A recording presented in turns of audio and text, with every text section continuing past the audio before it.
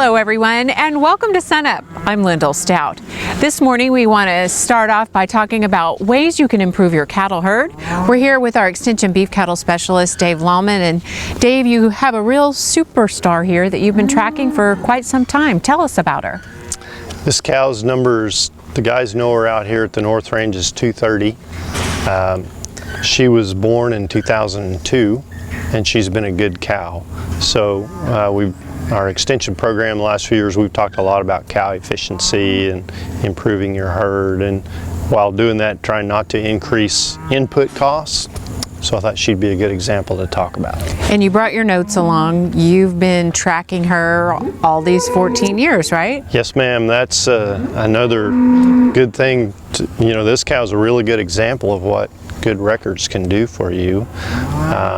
She was born, for example, in 2002. She calved in 2004, 4 days after the Cowboys played Georgia Tech in the Final Four. So she's been around a while and she's done a good job. Let me just give you some of her statistics. She's had 12 calves in a row, and all 12 of those calves were born early in the calving season.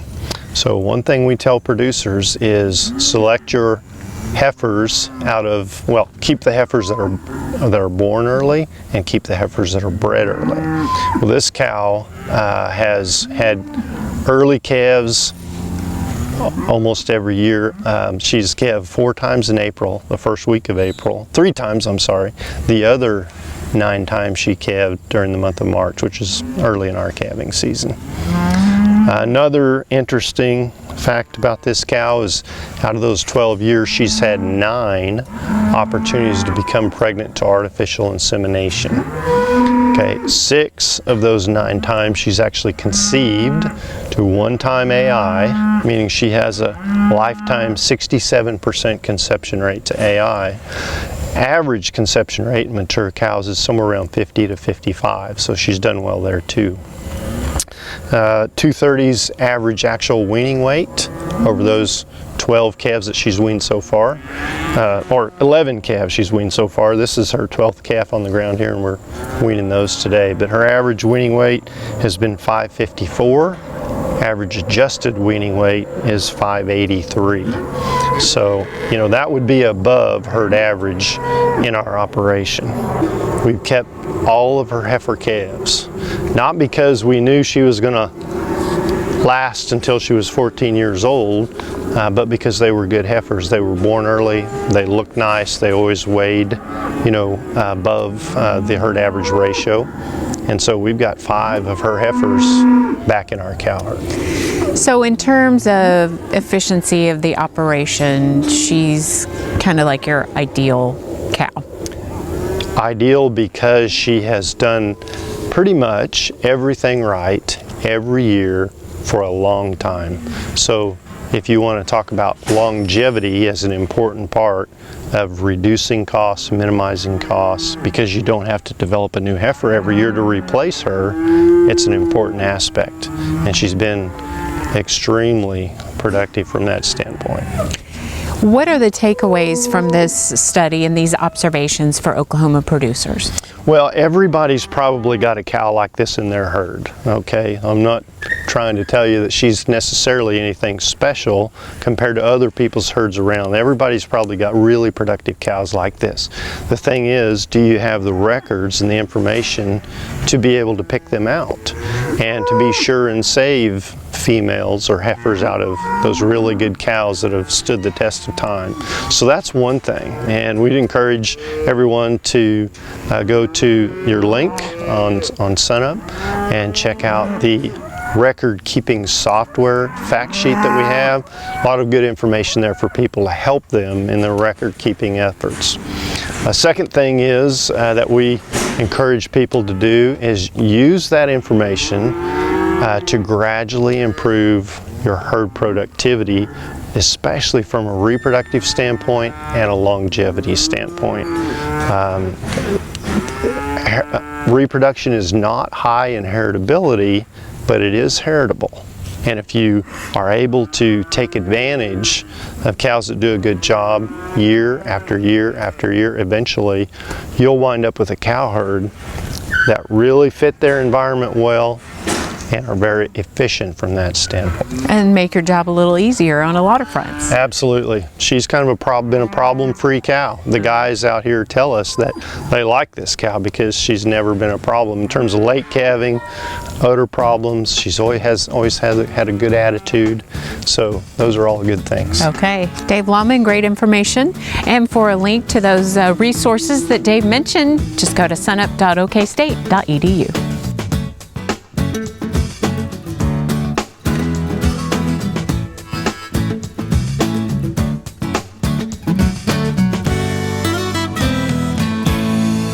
A lot of acres have been planted across Oklahoma and a lot of the wheat is coming up. Jeff, where are we with the wheat crop right now?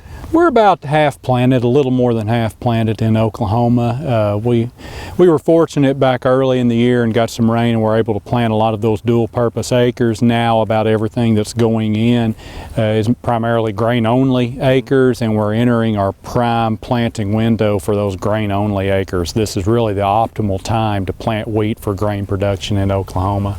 The moisture that we've been getting, is that timely moisture that we've heard about so often? Well, it depends on where you are. It's been real spotty.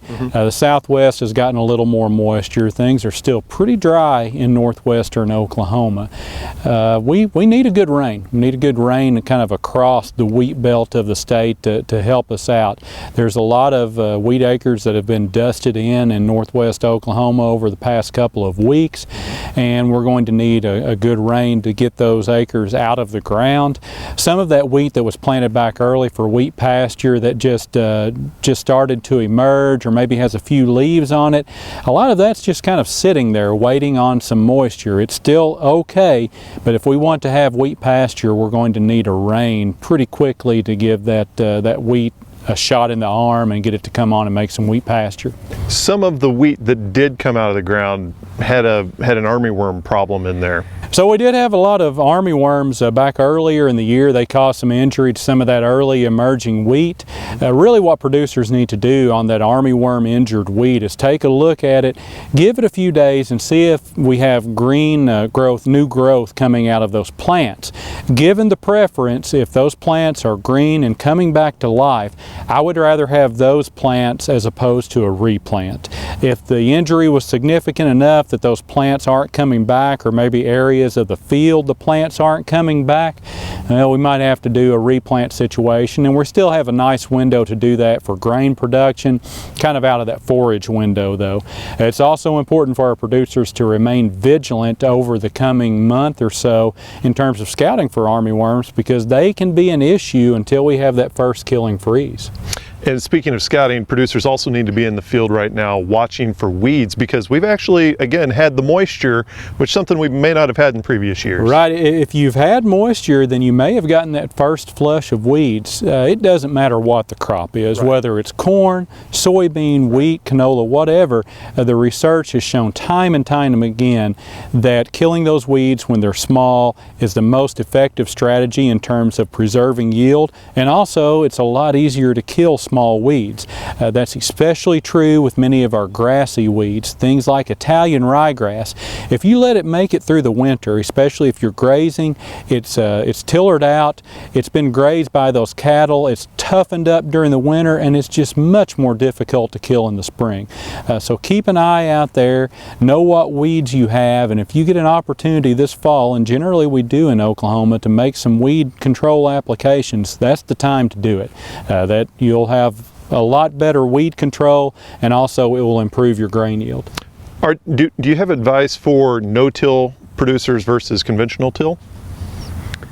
Well, our no-till producers just kind of need to keep an eye on things. I guess in particular, in terms of weed control, they really need to be on top of that. One of the major reasons in Oklahoma that people have tried no-till and then switched back to conventional till is they were having trouble controlling weeds. Right. And if we can take that out of the equation, it will make that conversion to no-till or long-time maintenance and staying in no-till, it will make it much easier if we keep those weed problems in check.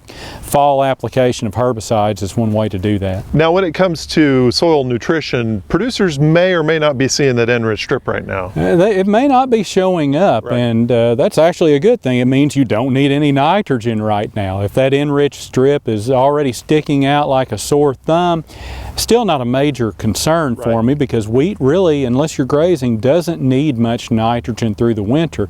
But it is kind of an indication that you need to be prepared with top dress, maybe top dress those fields a little earlier than the fields where the nitrogen-rich strip is not showing up as well. But the only way you're going to know that, of course, is if you have that nitrogen-rich strip out there, plenty of time to still get those in and be able to utilize that tool. In a year where we have lower wheat prices, coming off a pretty marginal year in terms of yield, it's important to make the most use of every dollar, and nitrogen-rich strips are a great way to do that. Okay, thank you much. Jeff Edwards, small grain specialist here at Oklahoma State University.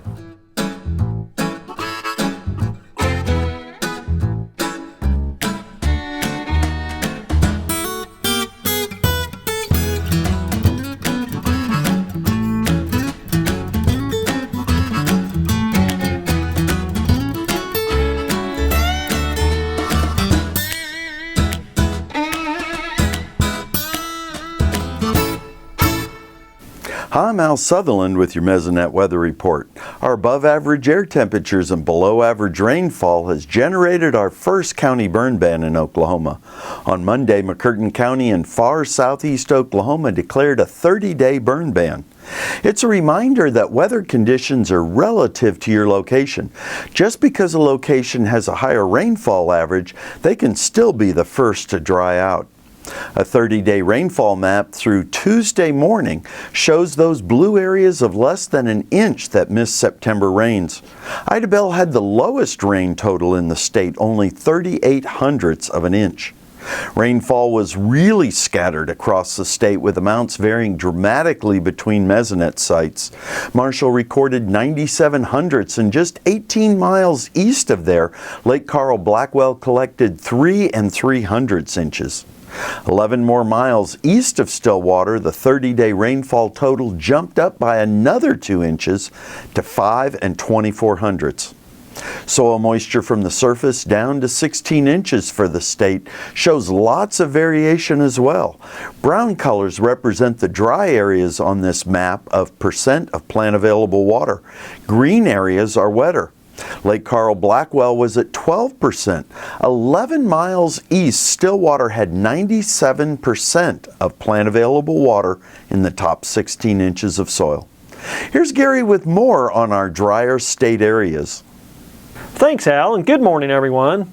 Well, we've certainly enjoyed some really nice weather lately, but I'm not sure it's the weather we really need. Another week without significant rainfall means another week of flash drought development. Moderate to extreme drought now covers the entire southern quarter of Oklahoma, with abnormally dry conditions continuing up into central and north central Oklahoma. Now again, we trace this dry spell back to late July. Since July 28th, some Mesonet stations have received less than 2 inches of moisture, including Idabel with an astounding 0.9 inches of rainfall over that period. Now the deficits for this time period range from 2 to 8 inches across southern and central Oklahoma. A few areas, notably the Oklahoma Panhandle and parts of east central and northeast Oklahoma, actually have surpluses, but we'd like to see those surpluses spread. Now this is a strange thing to say, but I'm afraid we have another week of nice weather ahead of us with warm temperatures, but very little rainfall, and that's definitely not what we need to help curtail this flash drought. That's it for this time. We'll see you next time on the Mesonet Weather Report.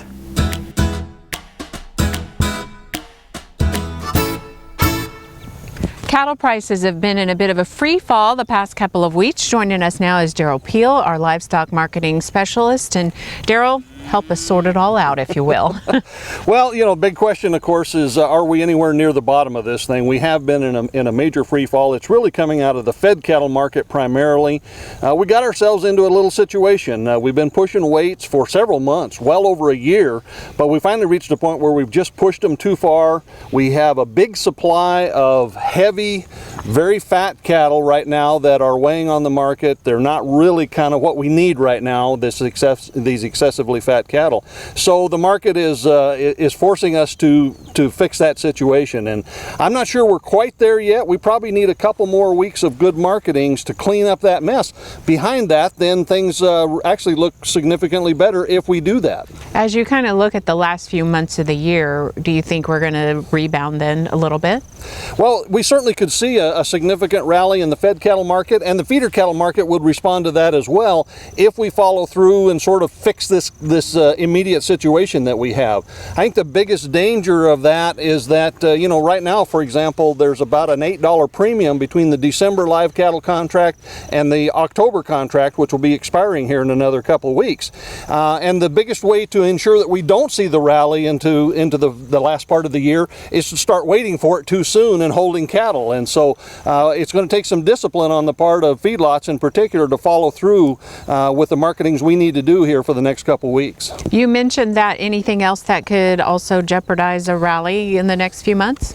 Well, there's still a lot of uncertainty out in the market in general. I mean, this fed cattle market situation is kind of on top of the ongoing general market uncertainty, global market uncertainty. We're still a little concerned about the slowdown in the Chinese economy. We're waiting for the Fed to raise interest rates in the U.S. All of those factors are sort of hanging over the market right now.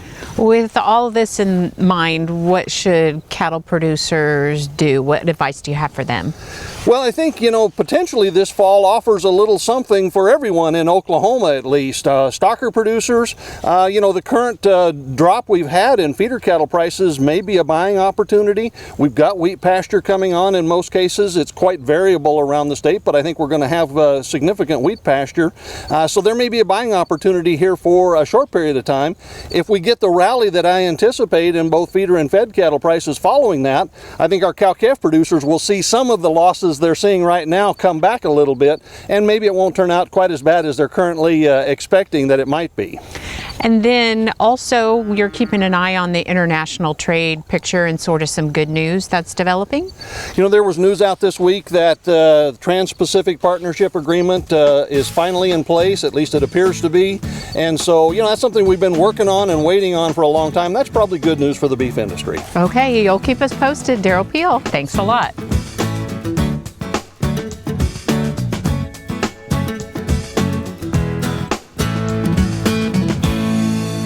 Fall of the year often is the time, of course, when spring calving operations will be weaning the calves. Also at the time when we may be pulling off some of those older cows to be culled and sent to market. Understanding the pricing mechanism of culled cows, I think, is extremely important for any cow-calf operation. To know how to get the best value out of those cows that you market after they've weaned the calf. If you look at the USDA market news reports reporting the prices on culled cows, what you'll see is that the cows are basically graded into 4 different categories or 4 different grades. And that is primarily based on the fleshiness or fatness of the cows. The very fattest cows will be those that go into the breaker category. In our body condition scoring system, those are cows that are in a body condition score 7, 8, and 9. The next group are those that's in the boning utility, often called boners. And those will be cows that'll be a 5.5 to a 6 in our body condition scoring categories. Then we go down into the leans, and those are the thinner cows. Generally cows that'll be 3, 4, even to the lower part of a 5 body condition score, and those will be the leans. Finally, you'll see a category called lights. Lights are cows that are nearly always very thin, and in that light category, because they generally weigh less than 1,000 pounds live weight. Those 4 categories really begin to separate out the price that cows are going to bring. what you'll generally find are that the boning utility of the boner cows and the breakers will bring about the same price per pound. There's no real advantage for those real fat cows. The boning utility cows generally will bring a few more dollars per hundredweight or cents per pound than will the leans and certainly the lights. So if you're marketing cows, I think you want to keep this in mind, that the cows that's going to bring the highest price per pound are going to be those that are in moderate to good flesh. Body condition score 5.5 or a 6. Certainly we don't want those cows to get real thin. They will bring a lower price per pound plus be lower in weight. If you have some cows that are coming out of the summer that are already a little bit too thin, you may want to consider a short feeding period where we put some condition back on those cows in say 45 to a maximum of 60 days when we can still do it pretty efficiently. In that way we can pick up some weight and some price per pound as well. Understanding this pricing mechanism of cull cows, I think, is really, really important so that you can get the most value out of those cows as you market them this or any year. Hey, we look forward to visiting with you again next week on SUNUP Cow-Calf Corner.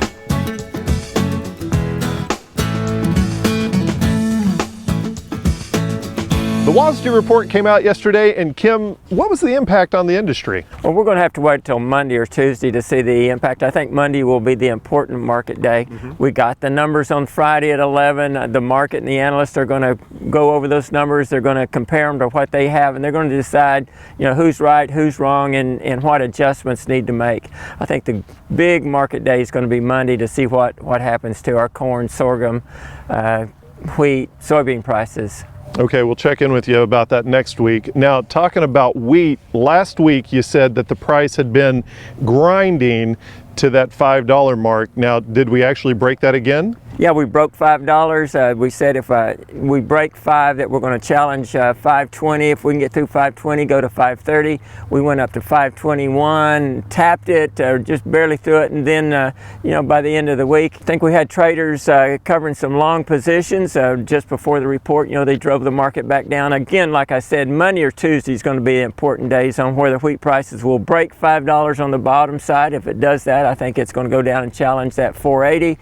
If we go back up to that 520, if we can get through 520, on say Tuesday or Wednesday, I think we could go up and get 540, but it's just going to depend on how the market goes over these numbers that we got yesterday. This year has been kind of a chilly year for the price of corn. Where are we at right now?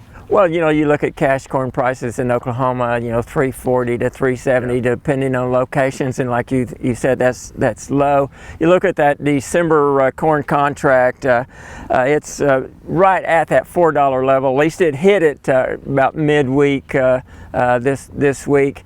If we can break through that $4, we can get a run out of corn. Again, we're crunching through the numbers and seeing what's going to happen. If we go through $4, just like on wheat, about 20-cent increments, I think that's what corn's moving in. If we can pop that 4, we can get up to 420.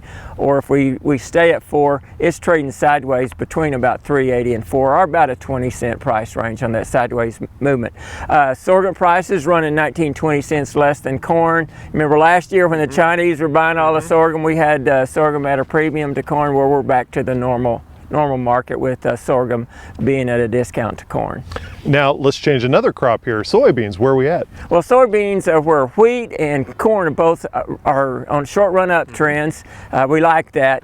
Soybeans have just been moving in about a 40-cent sideways price pattern. They're at the top side of that. If we could break out of it, we could get another 40 cents on beans. There's just not much excitement in soybeans right now.